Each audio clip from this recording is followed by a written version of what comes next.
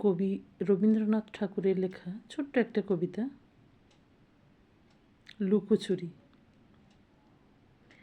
আমি যদি দুষ্টুমি করে চাঁপার গাছে চাঁপা হয়ে ফুটি, ভোরের বেলা মাগো ডালের পরে কচি পাতায় করি লুটোপুটি, তবে তুমি আমার কাছে হারো, তখন কি মা চিনতে আমায় পারো?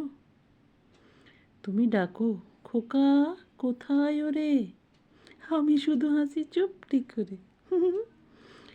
যখন তুমি থাকবে যে কাজ নিয়ে, সবই আমি দেখব নয়ন মেলে।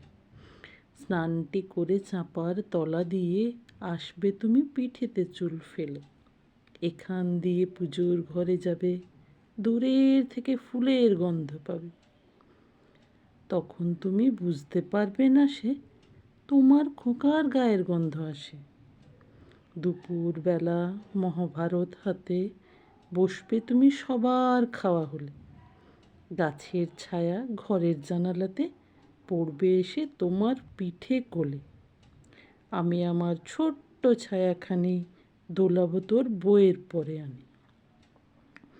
তখন তুমি বুঝতে পারবে না সে তোমার চোখে খোকার ছায়া ভাসে।